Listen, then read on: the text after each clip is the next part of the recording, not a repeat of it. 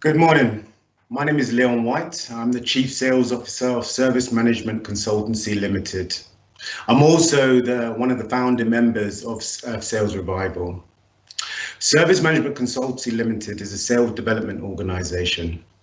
We specialize in building and development of high performance, multicultural, remote, hybrid, or in-house sales, marketing, or customer services teams. We work with organizations to improve their go-to-market strategy, optimize their recruitment process, help them build teams or develop their existing teams, create sales enablement processes or services, process design, and organization restructural services. Today, I'm going to teach you guys how to lead and build a winning virtual sales team. Yeah. Or a hybrid sales team in a post-COVID environment.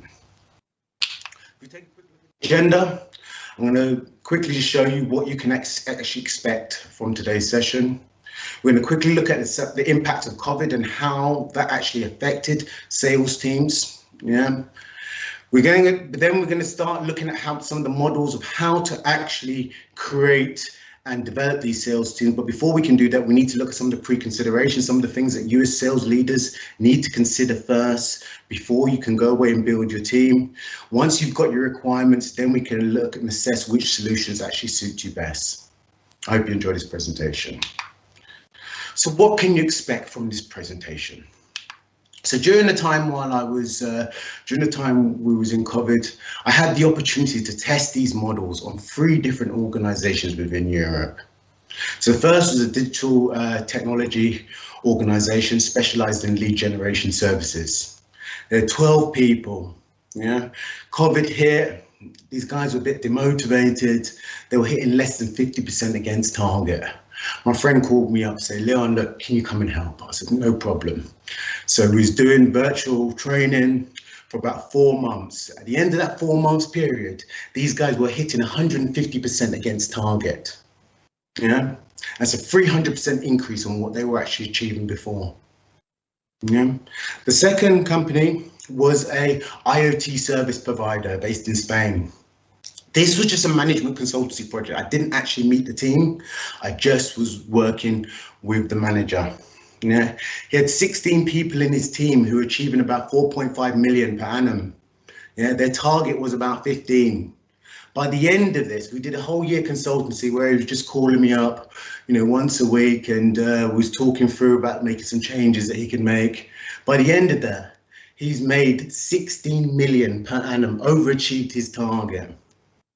Yeah, the last organization, and this is not my typical type of contracts. I usually work with technology company, but this was a bar in Berlin. Yeah, this bar had a kitchen. My friend of mine, she started this job. She had 25 part-time staff. They were, working students. I did some management consultancy. They shipped me up to Berlin for 2 days. It was a 2-day project I did. Worked with the management, taught them how to empower their team, provided some training and some services. After the training services, they went and implemented this model into their team. They empowered their team with such a power and enthusiasm. The team came back with so much energy that afterwards they actually decided to pretty much change their business. They started offering, created flyers and started offering lunch menus to the local business and the local homes around their establishment, and increased their revenue by 2,000%. So I'm going to show you today how you guys can get the same kind of achievements and performance in your organization. But before we do that, let's look at the impact of COVID. What's happened? On the left here, you can see that this is the old COVID system. All organizations were designed to create a brilliant customer experience. Yeah. There was 3 major influences in that customer experience. First of all, you had the organization, as you can see, which is represented by the Earth orbiting the sun. Then you had the sales leader. The sales leader was the next major influencer, and this is represented by the moon orbiting the Earth. The final major influencer on customer experience was the sales team itself, and this is represented by the Earth. But then COVID happened. What did COVID do? What was the impact of COVID? Well, in a nutshell, it just created chaos. Yeah, organizations were forced to kind of start working remotely. And it wasn't that remote working is a problem. It's just that organizations were really unprepared for this change. So what happened in a post-COVID situation? We've now got a situation where we've got a very decentralized working practice. Customer experience has decreased. Sales leaders have lost control of their team. You know, I remember for most of my friends who also high performing sales guys, when this COVID first started, they were like, yeah, this is just another challenge working from home. A few months later, motivation decrease. They're changing jobs left, right, and center. There's something wrong, but they don't really understand what it is. They lost their motivation, lost their will to keep doing the job. It doesn't matter about how much money they were earning.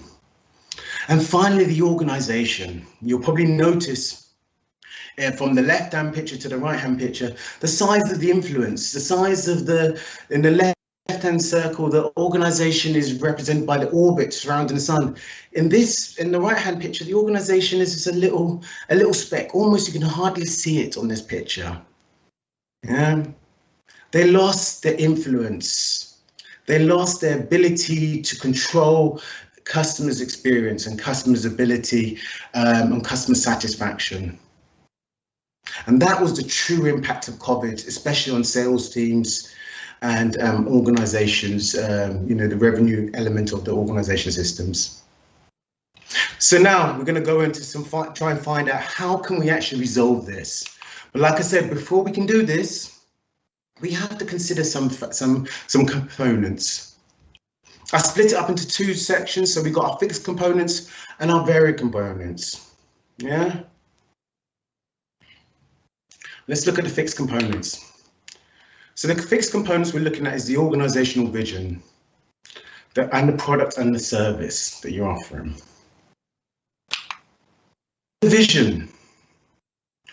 Where are you now? Where do you want to get to? Are you a leader and you want to experience really high growth? If so, you're going to need a big team. You're going to need some very rigid processes and some very rigid structures to manage that team. Maybe you're not looking for a big team. Maybe you're looking for a very steady growth. Slow and steady, one new person a year or something like that. Yeah.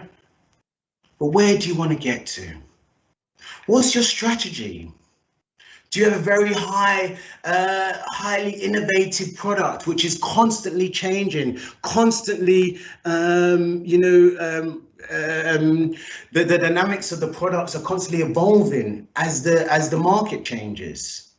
If so, you're going to want a very young team with a very high learning capacity, someone who responds well to change. Maybe your product is has got a very continuity. Maybe you've got a continuity strategy in the sense of that your product is very static. It's never going to change. The 20 years from, if you think about Microsoft Office, it was like that 20 years ago. Yes, okay, it's a few tweaks and a few little developments here and there, but in essence, the product is still the same 20 years later. Sorry.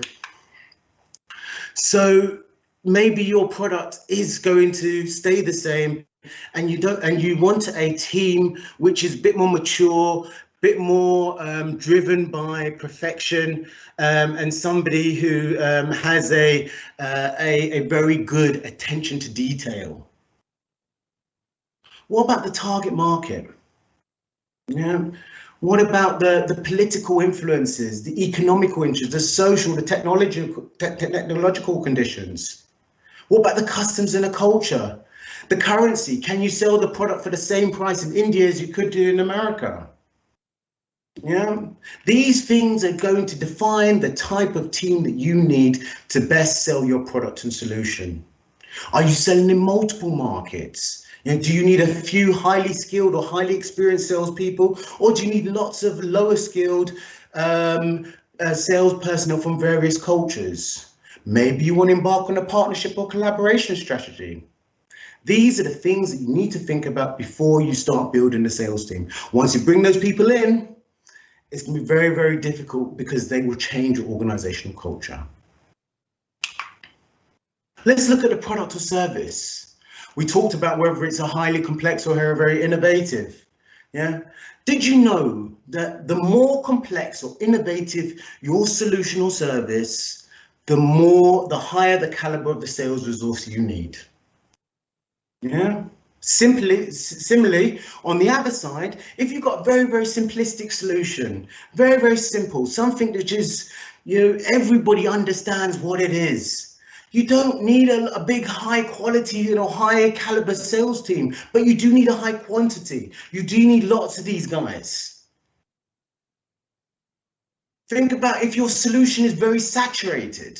Maybe you've got a market which is the solution has been around for hundreds of years, and there's thousands of other companies offering exactly the same thing that you guys do. What do you think there? Do you think you need a big, highly complex sales team or high caliber sales team, or do you think you need lots of minions, so to speak, lots of junior resources, a quantity-based sales team? No, you don't. You need a very good marketing team, because that's all about getting brand awareness. That's all about getting your people out there, making them aware of your product. Yeah. I always have this all the time, and it's really annoying. These software development companies, they come to me, oh yeah, we build mobile apps and develop websites, and we want you to help us build a team. I'm like, no, you don't. Seriously, it's a waste of my time. It's a waste of your time. You get yourself some good social media marketers, some content marketers, and you won't have a problem. Yeah, because there is no difference between your USP of your solution and the USP of your neighbor's solution. I was working with this company, and it's a very small company, 25 people, and about 5 of them are sales guys. They've been operating for nearly 15 years, but they have a very, very innovative, very, very complex solution. I'm somebody that I move from solutions. I specialize in selling complex solutions, and I had to read the website 3 or 4 different times, like, what is this product all about? Yeah, the CEO comes to me, yeah, we want to increase our growth, increase our market share. I was like, okay, so I started doing an analysis. First of all, I looked at his sales team, and then it was clear what the problem was. His head of sales, which was the most experienced salesperson in his team, only had 2 years sales experience. And prior to that, there was some kind of, interim student working somewhere else. That is not the kind of level of salespeople you need to sell something which is very, very complex and so innovative that I can't even understand it. Yeah, so these are the things you need to think about as well before you embark on your sales team, before you embark on building the sales team. Now let's look at some of the variable components. What about the skills? What about the current situation? So here I've got a nice picture of the organization versus the skills. Did you know that every organization goes through a certain life cycle? Yeah. So when the CEO starts off with his vision, they're very much in the research and development phase. They're researching the market. They're trying to understand, does their solution or product or service actually have life? Is it going to add value to this world? Yeah, it'll then kind of go into the market entry stage where you're kind of really trying to scrape together and get those first few sales and buy that customer loyalty. At some point, then it's going to transition off into a rapid growth phase. Yeah, and that's usually where I get involved. Afterwards, it's going to hit its maturity phase, and then it's going to go into a kind of a laggard phase. Yeah, usually when a company hits a maturity phase, that's when they start redeveloping their products and services so that they can go back into a rapid growth and continue to grow. But the point I'm trying to make here is that you, as a leader, you need to understand, where is your organization now? Where do you want to get to? And more importantly, do you have the correct talents and skills in place to transition you from one place, from where you are now to where you want to get to? Yeah. I remember about, 10 years ago, there was this really big kind of thing, or, this kind of trend going on, that, oh, we all need to be leaders, that managers are, they are kind of, old, their last year's thing, almost like the new trend now is to be called a leader. Guys, there is a big difference between a leader and a manager. Yeah. A leader is somebody who's going to, build teams, who's going to help you transition into that next phase. A manager is the person that you bring on to govern that change. They are both very, very crucial elements to an organization, but the important thing is to understand that you have them in the place at the right time. Another way I like to put this kind of analogy is that just to decide, imagine you're building a house. Yeah, and you're building your house, and first of all, you need the CEO to come in, and he's the architect, he's the designer, he's the visionary, he creates the product. Yeah, he designs the house. Then you need your leader to come in and build the foundation, build those walls, build those ceilings, build those floors. Make sure that the function, the actual structure is standing upright. But once the leader's done, you don't get that leader to come in and do the interior design. No, you bring in the interior designer. The interior designer is the manager, and they manage and they turn that house into a home. Yeah. Every skill is necessary for the development of an organization. It's always the most important thing is that you understand where your organization is at the moment, where you want to get to, and what skills, talents, abilities, whatever you need to transition you to that next phase. The culture. A lot of people underestimate culture or really undervalue culture. Culture is something which is underlying, it's like the current of your organization. It really is. If you could imagine, the sea, and there's the undercurrent and the overcurrent, that is the culture. Yeah. Do you have a family culture? Do you have a corporate culture? Is it a high energy or low energy, competitive or collaborative, innovative or or static? Yeah. These things are important to understand. Most leaders, whenever I go into build organization, build teams, most leaders, when I say to them, tell me about your culture, they talk to me about what their ideal culture is. Most of the time, they have their ideal culture and they try to hire people who fit into their culture, or to their ideal culture. Okay, that's one way to do it. But did you know that people define the organizational culture? People define the organization, not the leader. Yeah. So yes, you can either hire the right people, the people who integrate into your predefined culture, or you can hire the right people for the job and let the organizational culture define itself. Yeah, and help maybe just give it a bit of guidelines. Yeah. I was speaking to this guy, and it was a really, really interesting conversation. It's a very small company, about 20 people. The majority were developers and some were marketers. And they had this open plan office. I mean, there's really like complete open. There's no offices, no dividers, no nothing. Big sofa in the middle, you've got a few techies on one side, the marketers on the other side. Really nice, very cozy environment.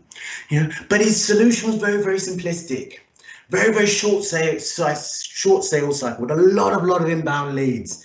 And he needed to build a team. He was trying to recruit, he couldn't find people. So he came to me, came to SMC, look, help me to build a team. I said to him, okay, what's the plan? What's the strategy? And he told me that, okay, we're going into this country next month. In 2 months, we're going into this country. So he had some very, very aggressive market expansion plans. Yeah.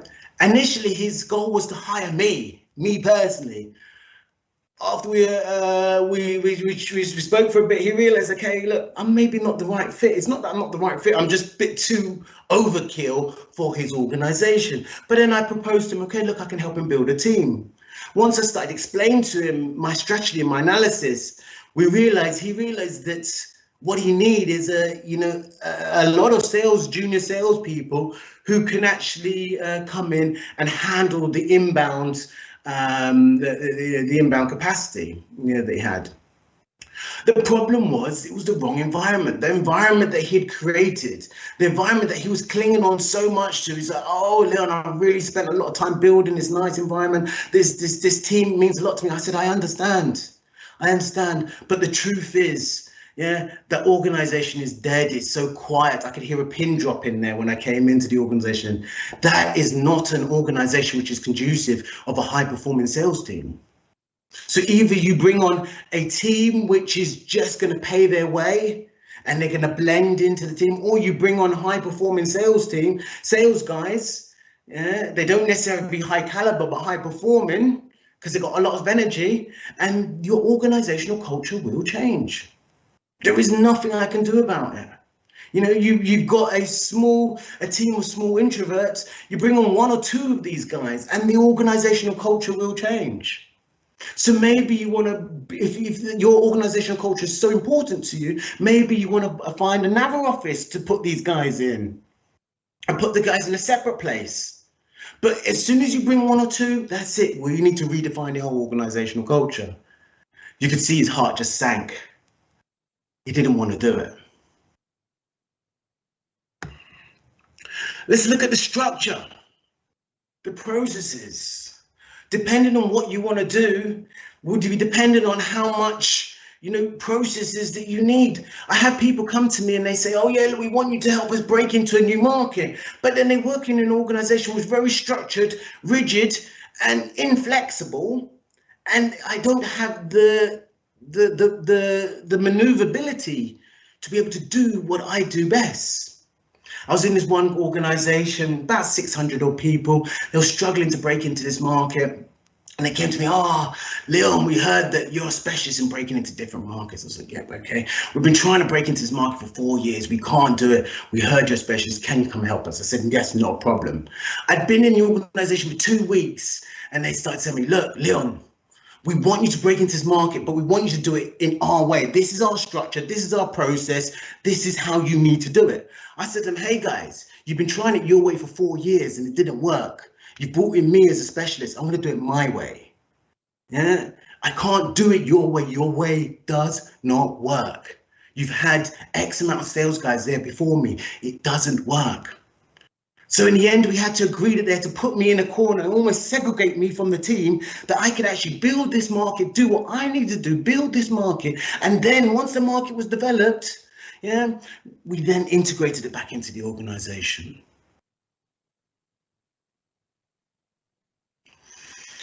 So now we have a very good understanding of our requirements. Yeah.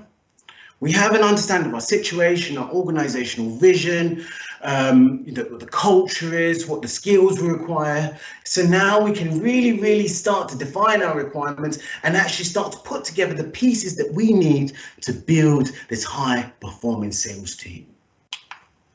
First of all, do we need a big, as we decide, is it a simplistic solution where we need a lot of people? We need a lot of, resources, maybe not very highly skilled, but high energetic with a very quick turnover. Or are we looking for your Superman, your very high quality, your high caliber sales guy? What do you need? Is it lots or quality or quantity? Did you know that there's different types of sales guys? There are sales guys who specialize in focus on these product solutions and services which have long sales cycles. They're very goal focused. They work in low energy environments and they thrive off long-term goals and are benefits driven. And when I say benefits driven, there's a big difference between benefits and incentives. These guys are more interested in learning and development. They're more interested in their progression. They're more interested in promotion. They're more interested in how many holidays they get in a year, or or whether you remember their daughter's birthday or their son's birthday. Those are benefits, some of the benefits that these guys are driven by. Yeah, but then there's also the other side, there's the comments. And these guys are achievement focused, they're very incentive driven, high energy, short-term goals.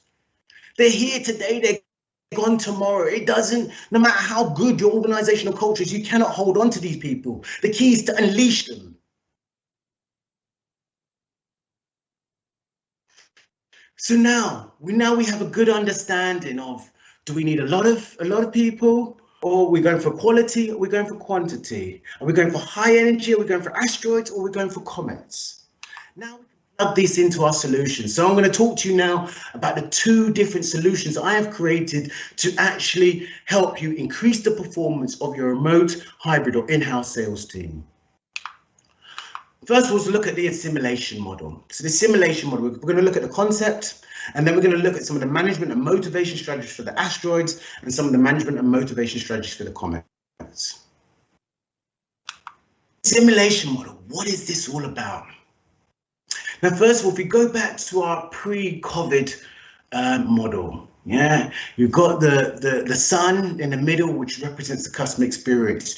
You've got the Earth orbiting the sun, which is the representation of the organization, the sales leader, the sales team.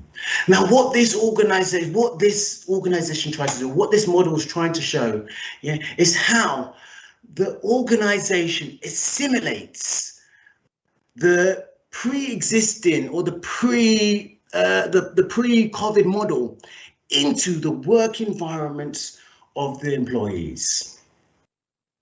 When I was younger, my dad was a bit of a Trekkie, and we used to sit down every Thursday, and maybe even twice a week. We used to watch Star Trek, and we were young, we didn't really like it. But there was this one thing that I remember, and it was the Borg. And the Borg, they were these machines, and what they would do, they literally jump from planet to planet and assimilate the cultures. So they literally turn them into these machines, yeah. And then so their army just grew, and it just, and it was like basically they had this slogan: "We are the Borg. Resistance is futile."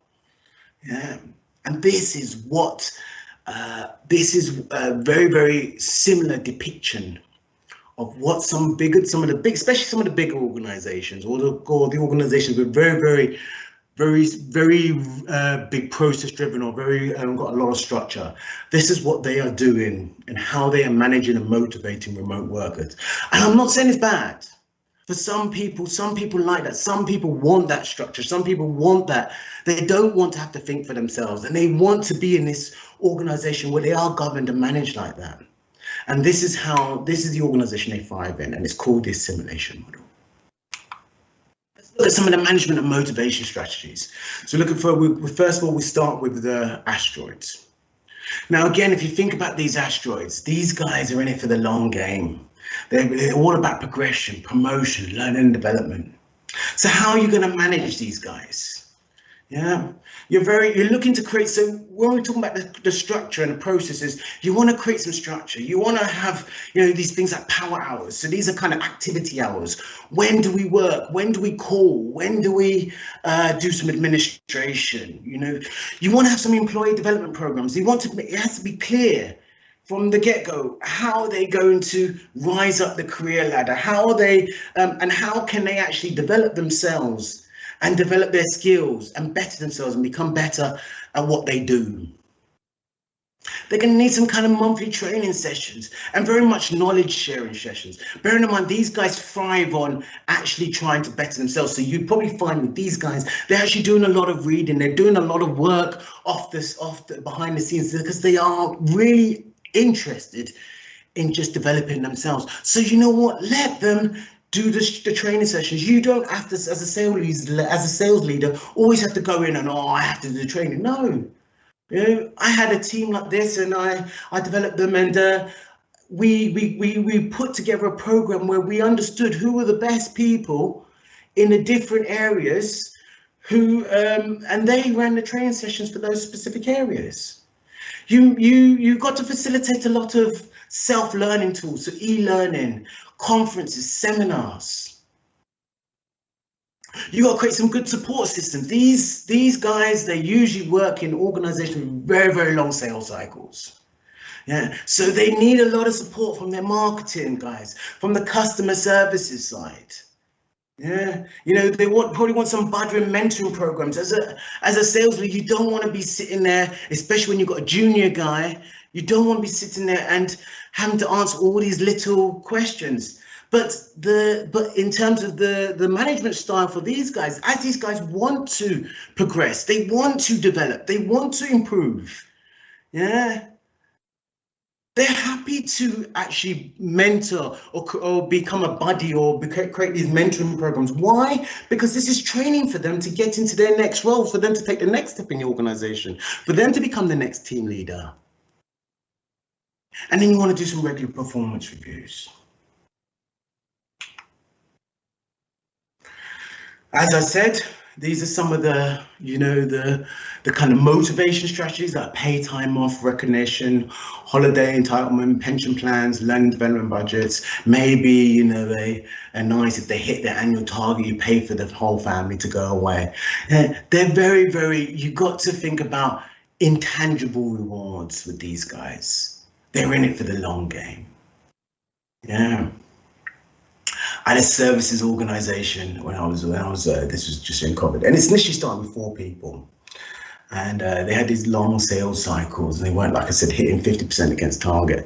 As soon as the end of the first lockdown, I was sitting there trying to motivate them and put money on the board, and I was like, yeah, look, you know, guys, you know, the first one to close a deal gets 10 euros. They didn't budge. They were demotivated. As soon as the end of the first lockdown finished, we took them all out for lunch. We quite started doing some team bonding sessions, you know, some Friday night, you know, cookouts and some games nights, you know, doing weekly training sessions. After 2 months, their performance increased to about 135%. Yeah, 2 months, guys. And it's just changing the way you manage and motivate these people. Let's look at some of the management and motivation strategies for the comments. These guys are completely different. Remember, these guys are money hungry, they're excited, they're driven by a challenge, but they're just there for a season. Yeah. So when you do structure, you want to break down the targets. You want some weekly, daily, maybe even daily goals. Remember, these guys are very short-term thinking. You know, if you set a kickoff meeting on the Monday, by the Wednesday, the Thursday, they've forgotten that and their motivation's already started to go down. So you want daily kickoff meetings. You need to celebrate the small wins. It doesn't matter if they just get hold of a call, just get over the prospect. Hey, you stopped the organization. Hey, guys, Jane just got through to the guy. She just, you know, popped her cherry and it was just an amazing call. I want to, you know, play this call for you just so that you guys can hear and celebrate the small wins. You know, you need to create daily and weekly challenges. Everything we did was a challenge.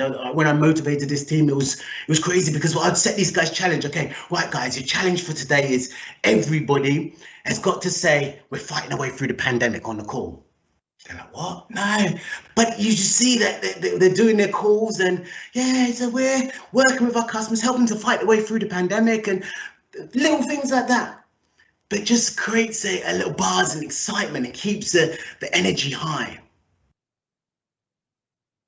You're going to create monthly motivational training sessions. These guys, whereas the other guys are more focused on the learning, development, and actually improving their skills, these guys, you just need to keep them motivated. It's about, yes, you do need to put some sales training in there, some skills and actual development sessions in there, but the whole point here is to keep these guys motivated. They do need support systems as well. These guys, they're all about making money. They're all about closing deals. They're all very achievement driven. So they don't want to be doing lots of administration. They don't want to have lots of processes. So get them people who can help them write their emails, people who can help them to create their presentations. Yeah, these guys are driven by recognition, by prestige, by titles. But bear in mind, guys, the longer you keep these guys, the more it costs you. So let's look at some of the motivation strategies. Again, it's all about the Benjamins. These guys, unfortunately, are very self-centered. Yeah, when you ask them to do anything, what's in it for me? They are driven by a sense of achievement. They want to be the best. So you create a tableau, you create a platform for them to be the best. Create these rankings, create these systems in there where they can win.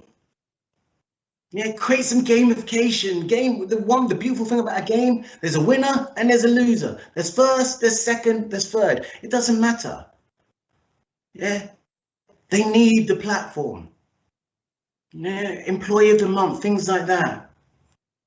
Again, like I said before, the goal is not about trying to control these individuals. It's about unleashing them.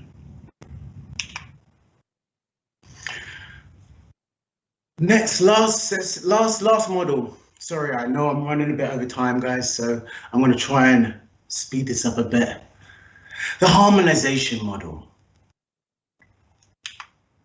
So the harmonization model, if we go back to our post-COVID situation, we've got a very decentralized organization. Now, what the harmonization model does, this sales leader says, okay, the old organization culture is dead. I need to create a new organizational culture, a virtual organizational culture. How does he do that? He gains an understanding. He understands that the influence of his sales team is very, very high in comparison to what it was previously in the in-house situation. So he understands that, gaining an understanding of the needs, the desires, the personal situation, gaining a true and a complete understanding of the employees and aligning that to the needs of the organization is crucial to be able to create a harmonization with the organization and the employees. And once he's created that harmonization, guess what? It leads to great customer experience. Before he can do that, he needs to do an analysis. So here we have our D3 model: is discover, develop, and then he delivers. Now, how does it work? So the D3 model. So first of all, you need to discover. You need to identify your employees' goals, their vision, their aspirations. You need to define, their personal circumstances and situations. And a lot of people, we don't, as sales guys, we don't take the extra step. We understand, okay, where do you want to get to in the next 5 years? What's your vision? What's your business aspiration? But what is their personal situation? Yeah. Do they have aspirations of, being a family or getting a family in the next 5 years? Maybe they've already got a family and their priorities have actually changed now as a result of COVID. As a sales director, we need to understand these. We can develop some personal development plans, where we align the analysis we've just gained to the organizational goals, and we can create milestones and checkpoints to make sure that they're achieving that. And then we're going to implement it. We're going to ensure that these milestones are adhered to. We're going to provide regular performance checks against the targets, and we're going to apply rewards and consequences. Yeah. You can't these are just not a nice fluffy thing. Oh, if you achieve it, this is what you're going to get. No. This is the target we created together. This is what you need to achieve. If you achieve that, there's going to be some rewards. If you don't, there's going to be consequences. This is a sales team at the end of the day. We are developing. Now we get the results. We've done that. Let's get the results. What we've got our Avenger team. And our Avenger team is a group of individuals with specific competencies, experience, roles and responsibilities based on not only their strengths and their weaknesses, but also their personal situation. For example, I had a team was in COVID, and first of all, it was I think there was 12 of us or so. And they all were doing the same job. So they all were, had to profile their accounts, call accounts up, make some appointments, and then close them down, write the contracts, yada, yada, yada, yada. After I did this D3 analysis with all the guys, because some of the deals were quite high level, and some of the people had to actually go out and actually meet these clients in a face-to-face in order to kind of get them to close. What I found is, after I did this analysis, I found out that I had some people in there with very, very young children. Now, COVID had come in and scared them. They didn't want to have any interaction with anybody outside of their house because they didn't want to potentially infect their newborns. So what did I do? I said to them, okay, guys, you stay in, you don't need to do that. Also, when you've got a very newborn child, it's crying, it's hungry every 3 or 4 hours, or maybe even you just got young children and they're running around the house. You know what? I have a young daughter. It's very, very hard to sit there and have a proper serious business call with this 5-year-old running around. Yeah, she's getting quite good at it, but she's improving. But in the same sense, when she wants something, she'll daddy, or she wants to come and hug or something or cuddle. So in that sense, I turned these guys into my emailers team. I was like, guys, look, I don't care when you send an email, as long as all the emails the customers are getting responded to within a 24-hour period, you be my emailer team. You contact these customers, first contact. You send them the job prospectus. You send them some information. You set up a call for a meeting for the sales team, the account executives. And a bunch of young guys who are sitting there living in shared apartments. And, while they may be a sales guy and they have to be on the phone all the other day, their friend next door is an artist and he's sitting there with his music on and, just really disrupting him. They got no desk, they're sitting there with a cardboard box on their bed trying to balance their computer. It was uncomfortable. It was, they didn't like that situation. So I said to them, guys, look, you're young, you've got no responsibilities. Why don't I set up an emailer team for you, and then you guys be my account executives, and you just go out, be on the road all day, every day. We're the emailing team, we're going to work together, and we're going to fill your diary so you're out of the house all day, every day. They loved it. Then I had a team of some older people, some of the more older, mature guys. They had two speeds, slow and very slow, but they were very good at what they did. They had a very, very high attention to detail. They knew the process inside and out. They knew how to get things done in the organization. Yeah.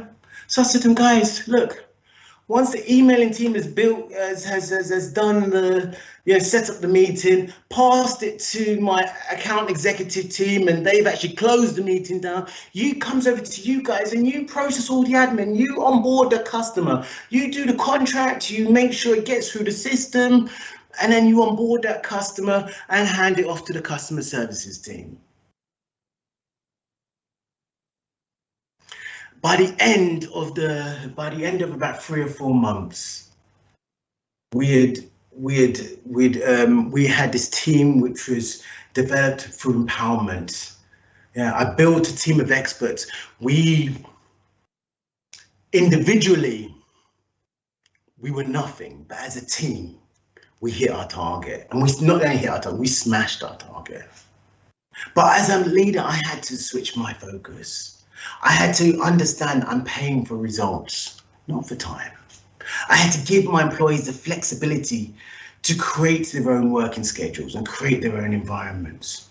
I had to create a vision which was everybody in the organization or everybody in my team could follow, but it was also aligned with the needs of the team and the needs of the organization.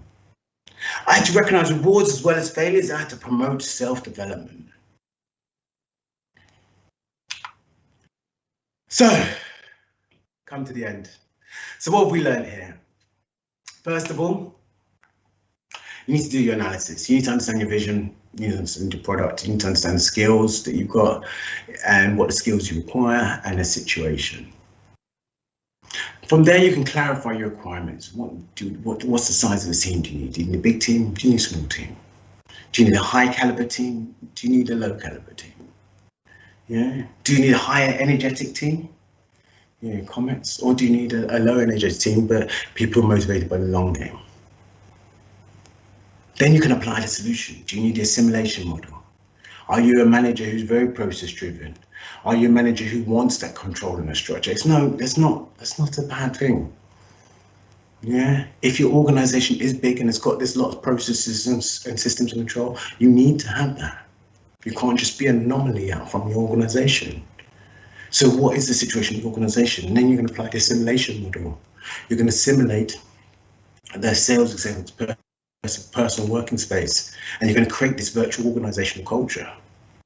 Or are you this new modern day post-COVID manager, and you can create this harmonization model where you can align the goals and the situation and the needs of the employees to the needs of the organization and create perfect harmonization.